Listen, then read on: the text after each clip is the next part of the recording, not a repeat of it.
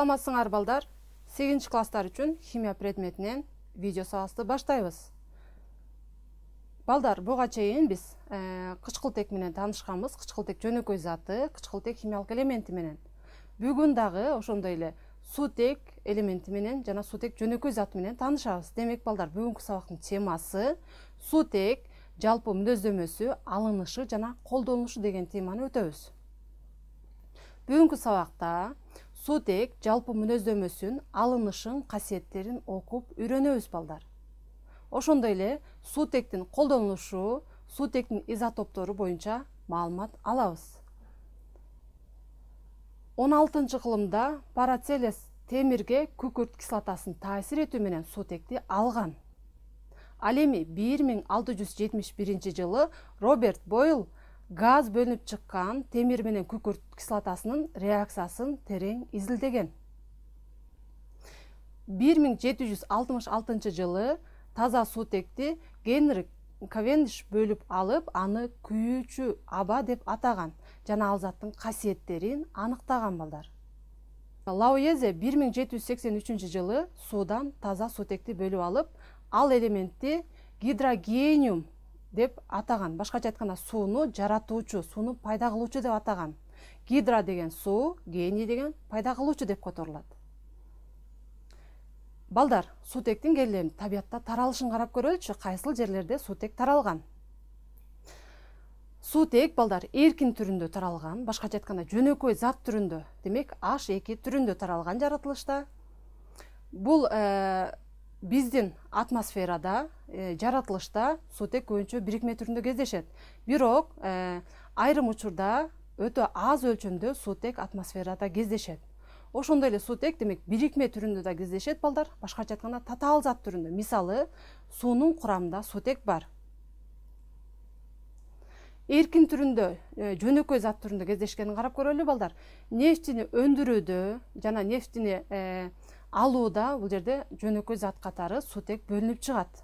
Ошондой эле вулкан атылганда дагы балдар аз өлчөмдө болсо дагы суутек бөлүнүп чыгат. Мындан тышкары балдар, галактиканын 75%-тен 80%-ке чейинкисин суутек жөнөкөй заты түзөт. Күндүн курамы балдар суутектен турат. Демек, галактикада кеңири таралган. Дагы бир себеби бар балдар. Бул өтө жеңил газ болгондуктан атмосферада кармалып жүрө албайт. Себеби абанын массасы 29-га барабар, ал эми суутектин массасы 2-ге барабар. Ошол себептен өтө жеңил газ болгондуктан бул галактикада кеңири таралган. Бирикме түрүндө балдар, суутек жер кыртышында 1%-ти түзөт.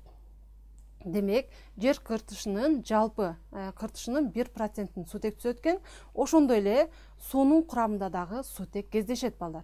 Андан тышкары балдар, тирүү организмдерде, адамда, жаныбарда, өсүмдүктө дагы суутек кездешет. Тирүү организмдер органикалык заттардан турат. Ал эми органикалык заттардын курамынын көпчүлүгүндө суутек атому бар. Ошол себептен мына тирүү организмде дагы суутек кеңири таралган экен, бирок бирикме түрүндө. Жаратылышта кездешкен суутек балдар 3 түрдүү изотоптун аралашмасынан турат. Алар проти, же болбосо жеңил суутек деп айтабыз муну, дейтерий, же болбосо муну оор суутек деп айтабыз, жана трити өтө оор суутек. Бул жерде балдар изотоп деген, изо деген окшош, топс деген бул орун, бирдей орунда жайланышкан. Башкача айтканда, мезгилдик системада бир эле орунда жайланышкан. Ал эми булар атомундагы, атом түзүлүшүндөгү нейтрондордун сандары боюнча айырмаланышат. Мисалы, жеңил суутекте нейтрон жок. Ал эми оор суутекте 2 нейтрон бар, ал эми өтө оор суутекте 3 нейтрон бар. Мына ушунун негизинде балдар массалары боюнча айырмаланышат экен изотоптор. Жалпы мүнөздөмөсүн карап көрөлүчү балдар. Суутектин жалпы мүнөздөмөсү боюнча бул химиялык белгиси H деп белгиленет. Молекулалык формуласы бул газ абалында болгондуктан реакцияга H2 деп жазабыз индекс менен. Салыштырмалуу атомдук массасы мезгилдик системада берилген, ал 1-ге барабар. Ал эми молекулалык массасы 2-ге барабар. Мезгилдик система боюнча мүнөздөмө берип көрөлү балдар. Демек, мезгилдик системада биринчи катарда сутек жайланышкан. Демек катар номери 1. Бул 1 электрондун жана протондун санын түшүндүрөт. Демек сутек атомда 1 электрон жана 1 протон бар. Ал эми нейтрон жок. Ошондой эле мезгилдик системада биринчи топтун негизги топчосунда жайланышкан. Бул сутек металл эместерге кирет. Ал эми мезгили боюнча карасак, бул биринчи мезгилде жайланышкан, кичине мезгилде жайланышкан. Атомдук массасы балдар алдында белгинин алдында көрсөтүлгөн. Демек салыштырмалуу атомдук массасы 1-ге барабар. Латынча аталышы гидрогениум, ал эми кыргызча аталышы сутек деп аталат. Келгиле балдар, ушул мүнөздөмөнүн негизинде сутек атомдук түзүлүшүн карап көрөлү. Демек атомдук түзүлүшүн жазууда биринчи химиялык элементтин белгисин жазып алабыз. Жана катар санын жазып алабыз. Катар саны бул протондун жана электрондун санын көрсөтөт. Демек плюс деген бул ядро деп түшүнөбүз. Тактап айтканда протон, ал эми жанындагы 1, демек бул электрон. Сутектин 1 электрону бар. Сутек биринчи мезгилде жайланышкандыктан 1 катмары бар атомунда. Бул катмар, демек энергетикалык деңгээл деп айтабыз. Бул мезгилинен билет экенбиз балдар. Бул биринчи энергетикалык деңгээлде, же болбосо биринчи катмарда S деген орбитал бар. Бул S орбиталы шар формасында балдар. Бул S орбиталында максималдуу 2 электрон айланып жүрө алат. Бирок сутек атомда 1 гана электрон болгондуктан бул S орбиталында 1 электрон жайланышкан сутек атомунда. Бул жерде балдар, демек электрондук конфигурациясын жаза турган болсок, биринчи катмарда S орбиталында балдар, демек 1 электрон жайланышкан экен. Электронду биз даража түрүндө көрсөтүп жазабыз. Ушул электронду эми келгиле ячейкага жайланыштырып көрөлүчү. Демек биринчи катмарда S орбиталында дейт. S орбиталында 1 ячейка бар. Бул жердеги 1 электрон өйдө карап жайланышкан. Бул жердеги жалгыз жайланышкан, жосу жупташпай жайланышкан электрондордун саны валенттүүлүгүн көрсөтөт. Демек балдар, сутек бирикмелерде дайыма туруктуу бир валенттүүлүккө ээ болот. Эки атомду молекула жөнүндө сөз кыла турган болсок балдар, демек H2 деген бул сутек жөнөкөй зат экен. Буга чейин биз сутек элементи жөнүндө сөз кылдык. Эми сутек молекуласы боюнча айта турган болсок, демек 2 атомдон турат. Анын салыштырмалуу молекулалык массасын эсептей турган болсок, 2-ге барабар. Демек балдар, бул жөнөкөй заты. H2 деген жөнөкөй зат экен. Бул жөнөкөй заттын эми физикалык касиеттерин карап көрөлүчү балдар. Физикалык касиети боюнча сутек бул түссүз газ абалындагы зат. Жана ошондой эле өтө жеңил. Өтө жеңил болгондуктан жана айтып кеттим балдар, галактикада кеңири таралган. Ошондой эле сутек бул жытсыз. Жана сууда өтө начар эрийт. Келгиле ушул сутектин химиялык касиетин карап көрөлү. Кайсыл заттар менен активдүү аракеттенишет? Сутек кычкылтек менен жеңил реакцияга кирет. Башкача айтканда, сутек кычкылтекте күйөт дагы, сутектин оксидин пайда кылат. Демек, сутек кычкылтек менен аракеттенишет дагы, реакциянын натыйжасында H2O'ну пайда кылат. Келгиле реакцияны теңдеп көрөлү. Демек, реакцияга чейин кычкылтек 2 атом, реакциядан кийин 1 атом болуп атат. Ошол себептен реакциядан кийинки суунун астына 2 деген коэффициентти коебуз. Жана реакциядан кийин 4 атом сутек болуп аткандыктан реакцияга чейин сутектин алдына 2 деген коэффициентти коебуз балдар. Бул жерде плюс Q дегенди көрүп атасыңар. Демек, термохимиялык теңдеме боюнча эсиңерге түшүрүп кетсеңер, бул экзотермикалык реакция болуп эсептелинет. Башкача айтканда, жылуулукту бөлүп чыгаруу менен жүрүүчү реакция. 2 көлөм сутек менен 1 көлөм кычкылтектин аралашмасы балдар күркүрөк газ деп аталат. Себеби сутек кычкылтек менен реакцияга киргенде, аракеттенишкенде жарылууну пайда кылат. Ошол себептен бул газды күркүрөк газы деп атаган. Сутек кээ бир металлдардын оксидтери менен дагы өз ара аракеттенишет. Демек балдар, сутек жездин эквиваленттүү оксиди менен аракеттенишип, жезди жана сууну пайда кылат. Сутек башка металл эместер менен дагы реакцияга кирет. Карап көрөлүчү балдар, сутек демек хлор менен аракеттенишип, реакциянын натыйжасында H хлорду пайда кылат. Реакцияны карап көрсөңөр балдар, реакция тең эмес. Ошол себептен реакциядан кийинки H хлордун астына 2 деген коэффициентти коебуз. Натыйжада реакция теңделди. Мындан башка дагы азот менен дагы сутек аракеттенишет. Реакциянын натыйжасында балдар аммиак деген затты пайда кылды.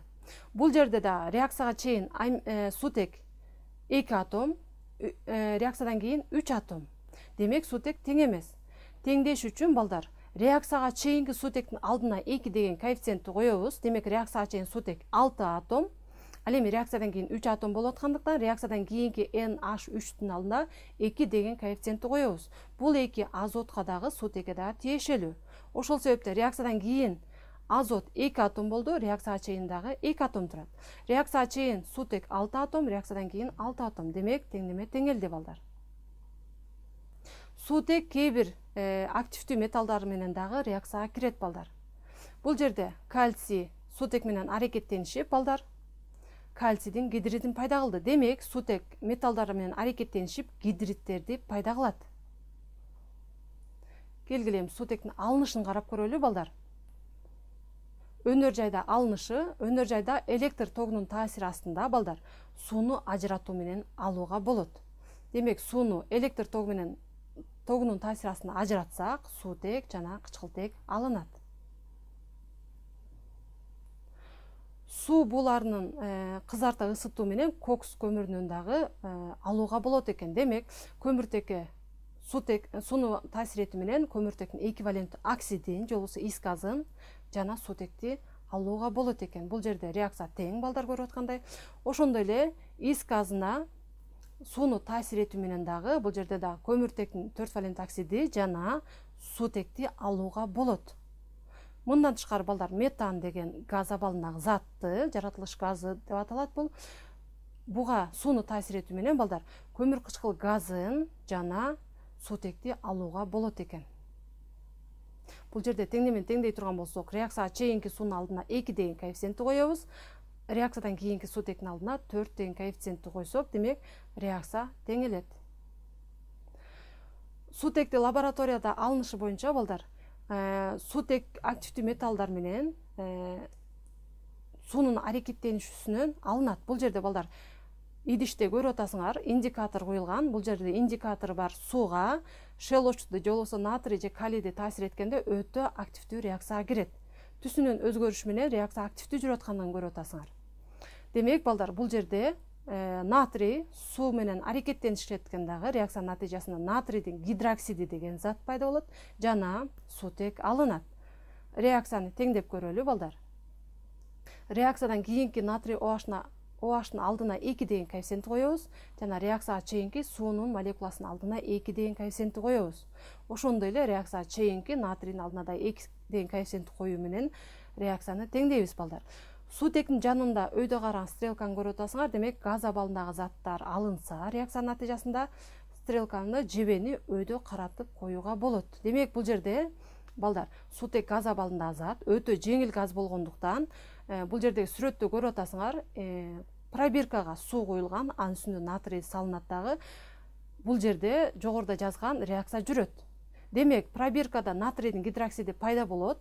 Ал эми бөлүнүп чыккан сутек пробиркадан өйдө көтөрүлөт дагы, аны башка бир идишке чогултуп алуу үчүн балдар, мисалы пробиркага чогултуп алуу үчүн оозун ылдый каратуу менен чогултуу керек. Себеби бул абадан өтө жеңил болгондуктан өйдө каратып, оозун өйдө каратып чогултуу өтө кыйын болот. Массасы боюнча аба 29-га барабар болот, ал эми сутек 2 граммга барабар. Демек сутек өтө жеңил газ болгондуктан пробиркага ушундай жол менен чогултат экенбиз балдар.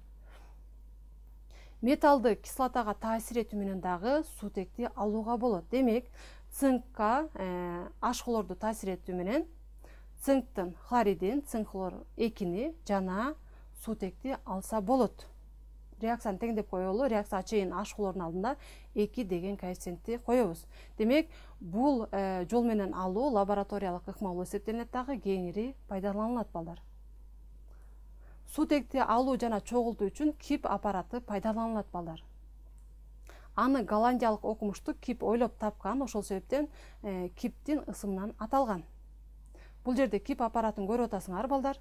Демек сутекти атайын ушул кип аппаратында дегеле өнөр жайда алынган сутекти атайын болоттон жасалган оозу бекем идиштерге өтө жогорку басымда сакташат жана ошол идиште ташышат.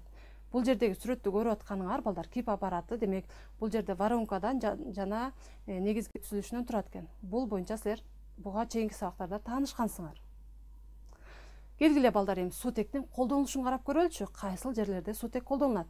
Суутек бул күйүүчү отун катары колдонулат.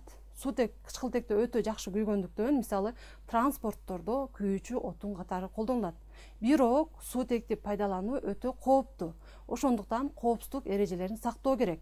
Суутек менен кычкылтек аракеттенишкенде, эгер аба аралашып кетсе, анда ал жарылууга алып келет. Ошол себептен кооптуу болуп эсептелет. Ошондой эле суутек металлдарды ширетүүдө, металлдар кесүүдө дагы кеңири пайдаланылат балдар. Себеби айткандай эле суутек бул күйөт жакшы. Демек жылуулукту бөлүп чыгарат жакшы. Мындан тышкары балдар, суутек бул аммиакты алууда, туз кислотасын алууда жана транспортто отун катары, ошондой эле ракетада күйүүчү отун катары пайдаланылат. Андан тышкары металлдарды ширетүүдө жана кесүүдө деп айттык. Ошондой эле лампочканы дагы металлдарды алууда, лампочканын ишин жазуучу, жана катуу майларды алууда колдонулат. Ошондой эле метанолду жана спирттерди алууда кеңири пайдаланылат балдар. Суутектин эң негизги бирикмеси болуп эсептелген бул суудагы турмуш тиричиликте кеңири пайдаланылат балдар. Демек, адамдын сууну колдонушун карап көрсөңөр балдар, ар кандай максатта пайдаланылат экен. Демек, кир жууганда, тамак аш бышырганда, ар кандай тазалык иштери үчүн жана өсүмдүктөрдү азыктандыруу үчүн дагы суу кеңири пайдаланылат экен. Бул жерде сүрөттөн көрүп жатасыңар балдар. Балдар, келгиле анда суутектин негизги бирикмеси болгон, жаратылышта кеңири таралган суу боюнча маалымат алалы. Адамдын денесинин 3/2 бөлүгүн суу түзөт балдар. Ал эми клетканын массасынын 80%-ин суу түзөт. Ошондой эле бадыраңдын 90%-ин суу түзөт. Ал эми арбыздын 90%-ин суу түзөт экен. Суунун физикалык касиеттерин карап көрөлүчү балдар. Таза суу даамсыз жана жыты жок болот, түссүз суюктук. Суу бул 100 градуста кайнайт, ал эми 0 градуста тоңот. Химиялык касиеттерин карап көрөлү балдар. Күкүрттүн 6 валенттүү оксиди менен суу аракеттенишип, күкүрт кислотасын пайда кылат балдар. Күкүрт кислотасы бул балдар машинанын аккумуляторунда колдонулат балдар. Ошондой эле суу кальцийдин оксиди менен аракеттенишип, кальцийдин гидроксидин пайда кылат. Демек, суу заттар менен активдүү аракеттенишет экен балдар. Ошондой эле суунун дагы терс жактарын карап көрөлүчү балдар. Башкача айтканда, суу бул коррозияны пайда кылышы мүмкүн. Суунун таасири астында металлдардын дат басышы бул коррозия деп аталат балдар. Айрым металлдар коррозияга учурайт, же болбосо дат басат, а айрымдары дат баспайт балдар. Бул жерде темир жана башка айрым металлдар балдар дат басууга учурайт. Ошондой эле айрым металлдар коррозияга же болбосо дат басууга учурабайт. Бул жерде алтын, күмүш, платина деген металлдар коррозияга учурабайт. Суунун колдонулушун карап көрөлү балдар. Суу кеңири колдонулат. Суу демек балдар айыл чарбасында эриткич катары пайдаланылат. Ошондой эле органикалык заттарды дагы алууда суу кеңири пайдаланылат балдар. Суу буланткычтары кыймылдаткыч катары дагы пайдаланылат. Ошондой эле жер семирткичтерди өндүрүүдө дагы суу кеңири колдонулат. Муздаткыч системаларында дагы суу пайдаланылат балдар. Кислоталарды алууда ошондой эле жана негиздерди алууда дагы суу кеңири пайдаланылат. Күнүмдүк жашоодо, турмуш тиричиликте, ар кандай тамак аш жасоодо, же болбосо кир жууда дагы кеңири пайдаланат экен балдар суу. Мындан тышкары өсүмдүктөрдүн жашоосунда дагы чоң мааниге ээ болот балдар. Эгер биология сабагын эстесеңер балдар, фотосинтез процессинде өсүмдүк тамыры аркылуу сууну өзүнө сиңирип алып, жалбырагында фотосинтез жүрөт. Анын негизинде кычкылтек бөлүнүп чыкчу балдар. Демек, өсүмдүктүн, адамдын жашоосунда демек суу өтө чоң орду бар экен. Андан тышкары балдар, сутекти алууда дагы суу кеңири пайдаланылат. Себеби суу бул көп өлчөмдө курамында сутекти кармап жүрүүчү татаал зат болуп эсептелинет. Балдар, анда сабагыбызды жыйынтыктап койсок, демек бүгүнкү сабакта балдар сутек жалпы мүнөздөмөсүн, алынышын, касиеттерин окуп үйрөндүк. Ошондой эле сутектин колдонулушу, сутектин изотоптору боюнча жалпы маалымат алдык. Ушуну менен балдар бүгүнкү сабагыбыз аяктады. Кийинки сабакта көрүшкөнчө сак саламатта калгыла.